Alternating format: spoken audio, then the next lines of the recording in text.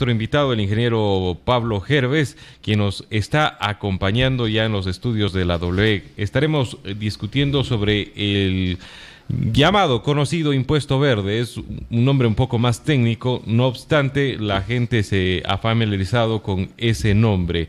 Sobre esto estamos tratando esta mañana con usted, ingeniero Gerves. Muy buenos días. Buenos días, Juan Fernando, a todos los radioescuchas de W Radio, un cordial saludo. Ante todo, pedir mil disculpas por la demora, pues en mi mente el chip Valencia me dirige hacia la parte alta de la ciudad. Vivo cerca, mil disculpas. Efectivamente, como ustedes conocen ya desde hace algún tiempo atrás, concretamente un par de semanas, en la ciudad de Cuenca especialmente, se ha levantado una protesta social que considero completamente justa de todos los que estamos, me incluyo en ello primeramente, de todos los que estamos siendo golpeados duramente por este conocido impuesto verde, impuesto a la contaminación vehicular dentro del marco de una ley que se presentó hace un poco más de 6 años ya, en el 2011 concretamente. A través de un... Y es importante lo que les voy a indicar, creo que en el transcurso de la entrevista podremos ir aclarando ese tema. En todo caso, esto nos ha llevado al día de hoy en el cual el pago ya es del 100% porque se habían considerado unos descuentos a partir de calendario anual. A partir del 2019 no existe ningún descuento y hay casos en los cuales personas que ya deben matricular el vehículo en pocos días más, en el mes de febrero, han descubierto, como en mi caso personal, que una camioneta valuada en $3,600 debo pagar $2,200 de impuestos. Obviamente dentro de estos impuestos están otros, porque esa es una de las grandes sorpresas que recibimos ayer en la Asamblea Nacional, dentro de la Comisión Económico que asistimos por invitación del asambleísta Esteban Albornoz, en la cual compareció el director, no sé si es el director encargado porque es María Sola Andrade, estaba de directora al SI, pero se presentó ayer el director encargado, no recuerdo el nombre porque no tenía en mi mente el conocerlo en ese momento. Nos dio unos datos muy interesantes, entre ellos que dentro del pago de la matrícula no solamente se incluye el impuesto verde, sino varios impuestos. Claro, más. entre esos el impuesto a la propiedad. Correctamente, entonces son alrededor de casi 5 impuestos que pagamos dentro de la matrícula, lo cual es algo realmente ridículo, es algo irrisorio, confiscatorio. Ya los ciudadanos, en palabras sencillas, no podemos aguantar más. Ingeniero Gerves, permítame transmitirle algunos de los comentarios que hemos recibido a raíz de la discusión sobre este famoso impuesto verde. Con todo gusto. Entre los comentarios que nos han dicho es: quien tiene para comprarse un vehículo de ese cilindraje, pues obviamente ojalá y que tenga para pagar ese impuesto, es decir, el que más tiene que más pague. ¿No le parece coherente esa postura? Totalmente incoherente. Yo creo que las redes y los comentarios hoy en día cada vez tienen menos sentido común. Y le voy a probar, porque en realidad es fácil hablar cualquier cosa, es fácil coger cualquier criterio. Un texto fuera de contexto es un pretexto, así de sencillo. Los carros de cierta edad e incluso de mayor cilindraje en el mercado, y podemos hacer un análisis, son los más económicos. Ejemplo, mi camioneta. Yo, en mi actividad personal, desde hace algunos años, yo he sido toda mi vida, digamos, soy ingeniero en turismo y he tenido toda la relación de mi trabajo hacia el lado del turismo, pero desde estos últimos 10 años también lo que es agroproducción, que están relacionados. Entonces nosotros tenemos en el Cajas una actividad turística agroproductiva. El vehículo que yo necesito es un vehículo de esa categoría. Tengo un Ford F-150, una camioneta, que la adquirí en un precio relativamente mucho más bajo que cualquier carro de menor cilindraje nuevo, o relativamente más nuevo. O sea, lo que dice el señor es un cliché. Es un cliché que fue impuesto justamente, antitécnicamente, para imponernos este criterio. Tienen esos carrotes que paguen más. O sea, ¿qué criterio es ese, por Dios?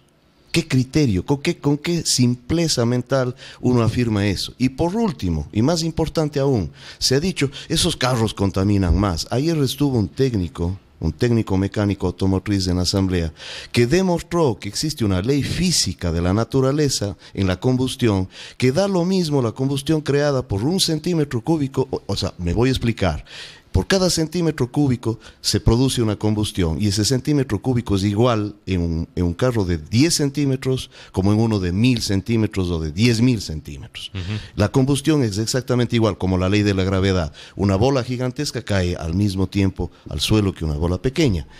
Por otro lado, un motor pequeño, Juan Fernando, un motor pequeño, hablemos de 1300 centímetros cúbicos, para poder producir el empuje que necesita movilizar X cantidad de peso, estamos hablando ya prácticamente de física, ¿no? Necesita revolucionar 2, 3 veces más que un motor grande. Un motor grande, un motor de 4000 centímetros cúbicos, necesita funcionar en 2000, 2500 revoluciones para llevar una carga, por ejemplo, una carga, como en mi caso, insumos agropecuarios. Una camioneta de menor cilindraje necesita trabajar a 4000 revoluciones. Cada revolución significa un chispazo y por ende una quema de combustible y por ende contaminación. Si es que está girando mucho más rápidamente que un motor más grande, se compensa esa contaminación, por un lado. Por otro lado, los carros de menor cilindraje está comprobado que circulan un 65% más que los de mayor cilindraje. Es decir, hay mucho más carro pequeño que grande. Por eso digo, o sea, con qué simpleza mental la gente lanza esta clase de comentarios que luego se vuelven un boomerang contra nosotros mismos y tenemos personas pobres, definitivamente, que tienen carros de 4 o 5 mil dólares, un poco más antiguos, pero que pasan Cuencaire, por ejemplo. O estuvimos en Quito y dice, pasamos el CRB de Quito y se supone que si es que le certifican que uno está con el motor en buenas condiciones. Entonces no se trata de que el que más tiene más paga, porque aquí hay una cosa y una paradoja gigantesca. El que más tiene está exento, Juan Marcelo. Ayer demostramos que quienes tienen vehículos de mayor valor, como por ejemplo los transportistas pesados, como por ejemplo un bus, están exentos del pago. Entonces, por favor, que las personas antes de hablar piensen un poco. Otro tema que también se ha venido discutiendo, y esto lo traigo efectivamente desde las redes sociales, es un caldo de cultivos, hay criterios de todo. No he podido observar que existen criterios como ¿para qué comprarse un carro tan grande para llevar únicamente, por ejemplo, bicicletas? Es decir, tener un carro, una Ford 150, bueno, en su caso está justificado la actividad que la realiza, pero ¿quién se compra un carro de esa envergadura para únicamente transportar bicicletas? A ver, vamos por ese lado. Ayer conocí a un señor que en Quito tiene ya desde hace mucho tiempo el tema justamente de bicicletas. Es una de las personas del colectivo de Quito, con el cual tuvimos el gusto de conocernos y luchar en asamblea. El negocio de él era llevar ciclistas de turismo de trekking al Cotopaxi. ¿Se imaginan ustedes en ciertos caminos? Bueno, en ese caso quizá hay camionetas de menor cilindraje que podrían suplir esa ventaja, pero hay una cosa, por ejemplo, una D-Max. ¿Sí han visto ustedes el tamaño de la paila de una D-Max comparado con la de una F-150, por decir algo, o de una camioneta Chevrolet, no recuerdo el modelo similar a la F-150 o algo así? O sea, no podemos condicionar con esa clase de criterios el hecho de que ¿por qué se compra? En primer lugar podría yo responderle, porque me place comprarme, porque me gusta esa clase de carros, y no porque tengo un gusto determinado me van a clavar un impuesto mayor si es que no estoy contaminando, porque el objetivo del impuesto es castigar a los vehículos que más contaminan, para justamente crear una política, que en eso estamos plenamente de acuerdo y apoyamos, no de ahora, de hace 10 años, estamos en las calles para defender el tema de la no contaminación, estamos al lado de los chicos de Yas Unidos todo el tiempo. Personalmente me han de ver en las calles, yo soy un activista social, nada de política, he sido muy crítico, duramente crítico del gobierno anterior, lo soy todavía del actual en ciertas cosas, pero completamente apolítico. No estoy yo participando en candidaturas, no estoy participando con ningún grupo político, es un activismo cívico-social que lo que busca es defender los intereses de los ciudadanos, y obviamente este impuesto verde no está defendiendo, al contrario, está castigando a los ciudadanos. Y ya van a ver todas esas personas que están hablando este momento y haciendo esta clase de criterios sin fundamento. El momento que les toque pagar la matrícula, basta que un vehículo tenga 5 años más de antigüedad, que creo que es el 80% del parque de automotor ecuatoriano que no tenemos la posibilidad de comprarnos un auto nuevo. Ya van a ver el momento que les toque pagar. Quizá este rato se están burlando de alguna manera con sus criterios porque estamos recién en el primer mes. Cuando les llegue el momento de pagar, en el cual vean que se ha duplicado la matrícula, vamos a ver si es que hacen esos comentarios. En todo caso, cada actividad requiere automotores utilitarios que sirvan de herramientas de trabajo de acuerdo a la necesidad. Un agricultor, por ejemplo, un agricultor que tiene que llevar cantidades grandes, los que traigan su cosecha, por ejemplo, en una camioneta pequeña no les avanza, en una 1200, en una 1300, en una 1000... Entonces, fíjese cómo los comentarios se dicen así a la ligera, ¿no? Otros comentarios que nos llegan en estos momentos nos dicen, netamente las personas critican que no tienen conocimiento, nos están metiendo la mano al bolsillo. ¿Hasta cuándo? Supuestamente era para no quitar el subsidio a la gasolina, pero ya subieron la gasolina y no retiran el impuesto. Ingeniero Gervais, a propósito de lo que estamos conversando, ¿qué supieron indicarles los asambleístas? ¿Cuál será la posición respecto de este tema? Conocemos que Fabricio Villamar ha presentado con el bloque de Creo también una solicitud para que esto llegue a discusión de la asamblea. No obstante, ¿cuál es la posición de los asambleístas de la SUAY que ayer tuvieron la posibilidad de reunirse con usted y lo recibieron en la casa de la asamblea? ¿Cómo no? En todo caso, felicitar ese criterio porque obviamente tiene más criterio. Es mucho más criterioso ese criterio que usted acaba de leer. Se ve que pensó un poco más el señor antes de emitir su comentario, que yo respeto en todo caso, todos tenemos derecho a opinar, pues no, pero siempre hay que hacerlo con buen criterio. Efectivamente, hemos estado luchando, porque este es un tema jurídico-político, y por supuesto, y ante todo técnico, completamente técnico. Quiero hacer una brevísima referencia. Este impuesto fue creado dentro del marco de la ley de fomento ambiental. En el año 2012 el Ejecutivo presentó este proyecto que debió haber sido, de acuerdo a la Constitución y a la Ley Orgánica de la Función Legislativa, debió haber tenido el tratamiento de ordinario.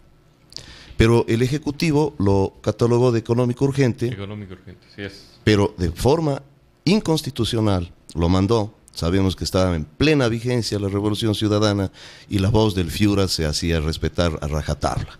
En la asamblea le devuelven el proyecto y le dicen, mándelo por la vía ordinaria, que es lo que corresponde legalmente.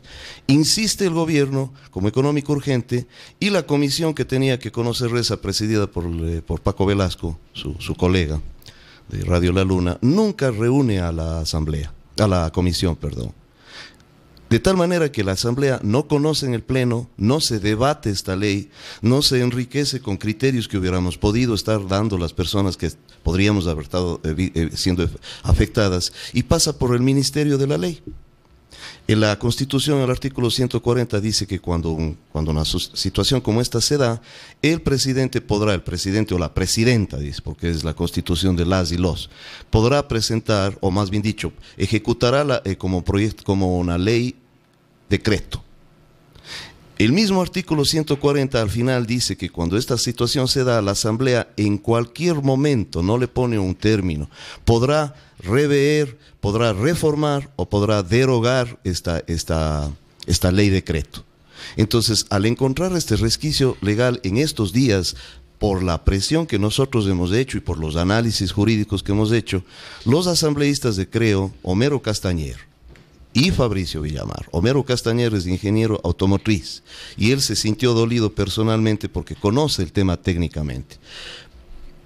En contacto con nuestro grupo en Quito, con el colectivo en Quito, encontramos conjuntamente este resquicio legal, y no es un resquicio, porque el resquicio es una palabra que suena medio feo, es perfectamente constitucional que sea la Asamblea la que en cualquier momento pueda rever, revisar o derogar esta cuestión. Es el órgano legislativo. Pero bueno, lo que pasa es que ayer hubo, y a eso voy, ayer hubo la intervención de una asambleísta que nos representa a los migrantes, ella es Azuaya, con la cual conversamos y Jimena Peña. Y Jimena pues nos ha abierto las puertas y ha sido muy, muy honesta y muy clara en decir su posición, y que eso es importante en política, ¿no? Porque generalmente se dice una cosa, se hace otra. Ella ha sido muy clara, objetiva en decirnos, a mi criterio, de acuerdo a la Constitución, es el Ejecutivo al cual le corresponde enviar proyectos que tengan que ver con asuntos tributarios económicos.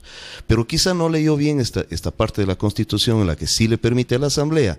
Por lo tanto, y con análisis jurídicos del asambleísta Homero Castañero y Fabricio Villamar de Creo, han presentado ya el día de anteayer ante el CAL un proyecto de resolución de derogatoria de esta situación. Entonces esto es una excelente noticia que ustedes tienen la primicia realmente de mi boca, es el decirles de que está en trámite ya el proceso derogatorio de esta ley. Ahora, y con esto esta parte termino. Yo he hecho contactos ya con un muy buen amigo mío, un gran amigo que es Iván Granda, que este rato está muy cercano al presidente, a fin de que más bien sea conjunta la acción, porque al tratarse de un tema ante todo de justicia, Juan Fernando, de justicia para todos nosotros. Tenemos la plena convicción de la justicia de nuestro reclamo y yo estoy seguro de que el Ejecutivo se sensibilizará y más bien, lejos de estar en pugnas intrascendentes para nosotros los ciudadanos, se pueda más bien llegar a un consenso de que esta situación de las dos tablas de consideración de aplicación de la ley, deben ser derogadas así como la formulación del impuesto. No podemos pedir la derogatoria, obviamente, de un cuerpo enorme legal que es el tema... Es que ahí está el también está el tema de las botellas plásticas. ¿Cómo no? O sea, hay muchos otros aspectos que tal vez incluso también deberían ponerse un ojo y revisar cómo están hechas, pero en el marco de una ley tan amplia como es la cuestión de fomento de la naturaleza, digamos, de la protección ambiental, no se puede pedir la derogatoria de toda la ley así tan fácilmente, ¿no? Nosotros nos estamos enfocando a la aplicación del impuesto, que es un impuesto totalmente irracional, injusto y por sobre todo confiscatorio. Estamos conversando a esta hora con el ingeniero Pablo Gerves. Hemos estado tratando en estos minutos sobre el impuesto verde, el impuesto que grava a los vehículos por dos temas: impuestos con más de 1.500 centímetros cúbicos, vehículos con más de 1.500 centímetros cúbicos, y también por la antigüedad del mismo. Voy a dar lectura y paso a algunas opiniones que sobre este tema nos están llegando. Para nosotros es muy importante, siempre tu voz es la W. Nos dicen buenos días. Es claro que el que más tiene, más paga. Vivimos en un país lleno de impuestos. Ejemplo, un vehículo tipo D-Max en otros países como Perú vale 23.000, en Ecuador cuesta 44.000, es lo que ponen. Por otra parte, nos escriben, nos dicen: apoyo completamente la posición del ingeniero Gerves. Yo propongo una hipótesis: ¿no será que con esto estamos procurando el consumismo? O sea, desechar vehículos antiguos para comprar nuevos.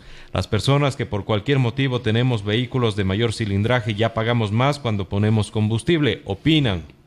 Tengo otros mensajes más que con gusto estoy leyendo enseguida. Dice: buenos días, no más impuestos a los bolsillos de los ecuatorianos. Luchemos sobre este tema, hagamos público más desde Santa Isabel. Gracias. Un audio también nos envían, entiendo que es con una opinión sobre este tema. Lo escuchamos a continuación.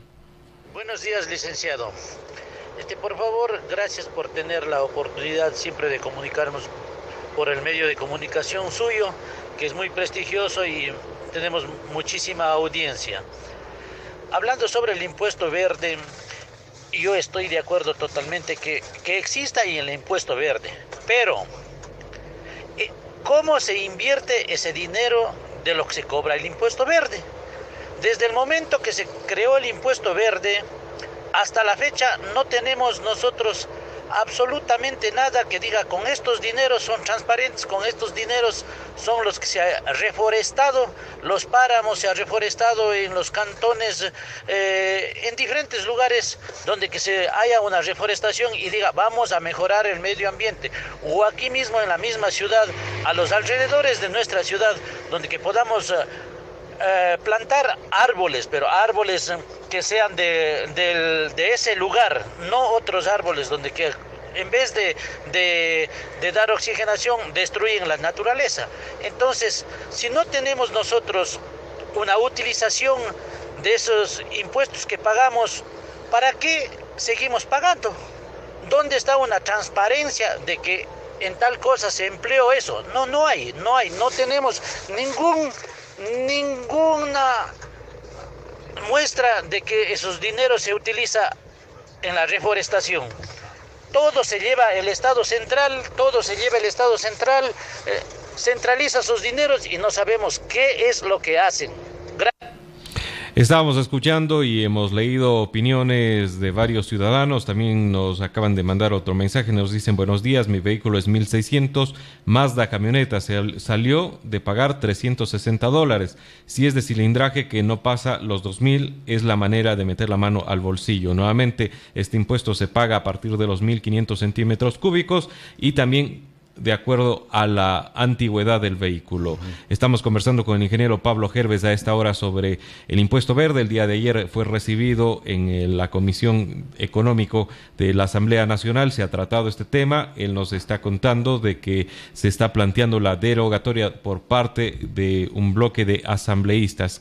¿Cómo mira usted la opinión de la gente? Mayormente es coincidente con lo que usted nos ha sabido expresar en esta mañana. Bueno, especialmente el audio, me parece estupenda la participación del señor, muy sesuda, muy inteligente, muy al punto. Voy a dar algunas cifras y algunos datos. Lo que se ha recaudado, de acuerdo a lo que nos informó ayer, nosotros teníamos información recogida por nosotros, pero de lo que fidedignamente ayer porque fue invitado el director general del SRI a que dé un informe. Entonces, dentro de ese informe se nos supo indicar, y coincidieron las cifras de que alrededor de $800 millones, óigame bien, $800 millones, cercanos a $1 billón, que es 1.000 millones. Es lo que ha recaudado en estos 6 años y tanto los valores de impuesto verde más los otros. Le preguntaron lo mismo, exactamente lo mismo que el señor, le pregunté yo a los señores de la comisión, y él nos supo indicar. Prácticamente el director ejecutivo del SRI a nivel nacional ratificó la ineficacia, con sus propias palabras está grabado, de cómo en diferentes ámbitos y en diferentes segmentos a los cuales se pretendía atacar para bajar el consumo de vehículos que consumen, en fin, no había dado resultado, excepto en la gama de vehículos que van de 1.500 a 2.000. Es el único segmento en donde aparentemente había habido una afectación por este impuesto y por la ley, lo cual produjo de que se amplíe la gama de vehículos en esa línea, en estos 6 años, versus a las otras. En las otras prácticamente quedó sin ninguna variación. ¿Qué significa esto para empezar? Y respondo la pregunta o el comentario de uno de los señores. Se fomentó indirectamente o directamente a quienes comercializan esos vehículos en esa gama de cilindraje. O sea, si algo fomentó la ley de palabras del señor del SRI fue eso. O sea, me exime del resto de comentarios al respecto. Casi $800 millones. ¿Cómo fueron estos impuestos dirigidos hacia la remediación ambiental? Uno de los asambleístas que tomó la palabra, me parece que es nacional, no recuerdo el nombre, Mauricio, no recuerdo, no sé si es de Pichincha o Nacional de Alianza País, dijo de que sí se había hecho mejoras en la siembra de árboles, en fin, pero es incipiente, totalmente incipiente el trabajo que se ha hecho a nivel del Estado en ese tipo de remediación, que además de eso está unido a otro tipo de situaciones de silvicultura, de bosques, en fin. Concretamente en lo que concierne a la contaminación vehicular para la cual está puesto este impuesto, Juan Fernando, no se ha hecho absolutamente nada. ¿Por qué? Y lo digo enfáticamente, y lo probamos ayer. El principal contaminante son los combustibles. El Estado se comprometió con el cobro del impuesto verde, ustedes recordarán, si tienen buena memoria, a que iban a mejorar no solamente el octanaje, la calidad del combustible. El octanaje es ¿cómo lo explico claramente para que me entiendan con sencillez? Le da una característica química, física a la gasolina que produce una mejor explosión ante la chispa de la bujía. Entonces, el octanaje, mayor octanaje, más rapidez de combustión y potencia. Ese octanaje se sube en la gasolina actual con lo que se conoce como naftas. Todos recuerdan la bolita de naftalina de las abuelitas. Quienes corríamos carros en época antigua le echábamos unas bolitas de estas al tanque y mejoraba hartísimamente el rendimiento. Apenas uno pisaba, el carro volaba. Estas naftas se importan hasta el día de hoy y contienen altos niveles de plomo. Entonces, no solamente subir el octanaje, sino mejorar la calidad. Por ejemplo, y esto es importantísimo señalar, el gobierno anterior fomentó para el mejoramiento de las gasolinas la siembra de casi 200.000 hectáreas de caña de azúcar para obtener de su procesamiento el etanol. Se planteó que el 15% de la composición de la gasolina Ecopaís contenga etanol, el 15%. ¿Saben ustedes a cuánto se ha llegado hasta el día de hoy? Menos del 1%, señores. Es decir, prácticamente sigue siendo la misma gasolina de siempre. Oiga, y peor todavía, y le ponen el nombre de Ecopaís y realmente es la extra común y corriente, ¿no? Entonces, si estamos hablando de mejoramiento de gasolinas, no se ha hecho nada. Entonces, ahí está el primer pilar que sostenía la ley, se ha caído. No hay, primeramente, subsidios. El que más consume un carro con mayor cilindraje, paga más. Sale de mi propio bolsillo, no del suyo, que tiene un carrito pequeño. Y por otro lado, y finalizo aquí en esta parte, por otro lado, el fundamento era de que el que más contamina, más debe pagar. Y ahí sí me parece que es la cosa más justa. O sea, ¿quién puede oponerse a que un vehículo que contamina más, técnicamente probado, tenga que pagar más? Resulta paradójico, radio escuchas, escúcheme bien, los que más contaminan están exentos del pago. Y no solamente exentos, subsidiados la gasolina y el combustible, el diésel. Ustedes saben bien a quién me refiero. Un estudio aquí en la ciudad de Cuenca hecho por Lemo indica de que el 75% de la contaminación vehicular, porque hay otro tipo de contaminaciones, está causado por buses de servicio de pasajeros, taxis y camiones de transporte pesado. Ingeniero, con esto terminamos. Hasta que no esté derogada, ¿ustedes seguirán movilizándose? Bueno, justamente la recomendación de diferentes bloques, hemos hablado con todos los bloques, estuvimos reunidos, hay 2 comisiones económicas, la que nos recibió ayer y también la comisión económico-tributaria, que seguramente más bien es a la que va a ir. Esa comisión está presidida por Pavel Muñoz, que es un funcionario conocido del gobierno anterior y actual legislador. De Revolución Ciudadana. Sí, y de igual manera en esa comisión está nuestro asambleísta provincial, J. Lloret, Juan Cristóbal Lloret, con quien hemos conversado, con Juan Cristóbal, con quien hoy en día tengo una muy buena amistad luego de haber sido rivales acérrimos en las calles. Pues él se ha comprometido, y hemos hablado con Pavel Muñoz también, se ha comprometido a que si es que esta ley, digamos este proyecto de ley, este problema en definitiva, va a la comisión de ellos, nos van a dar toda la apertura y todo el apoyo.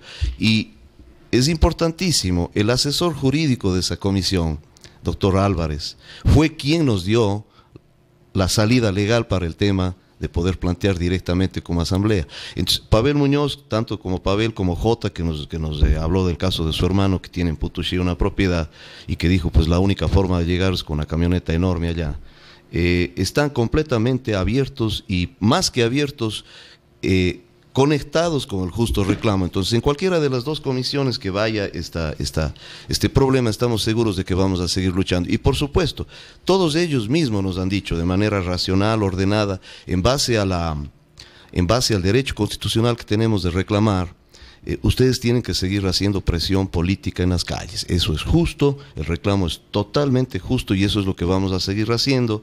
Llamamos a todos los afectados a que el día de mañana, a partir de las 6:30 de la noche, estemos en la explanada del estadio Alejandro Serrano para realizar un plantón allí y posteriormente una caravana de reclamo. Muchísimas gracias. Hemos estado conversando esta mañana con el ingeniero Pablo Gervés sobre el tema del impuesto verde. Él estuvo el día de ayer en la asamblea, fue recibido, se está tratando, se propone la derogación de este impuesto. Leo antes de la frase algunas opiniones más, únicamente ya sin mérito de comentar, sino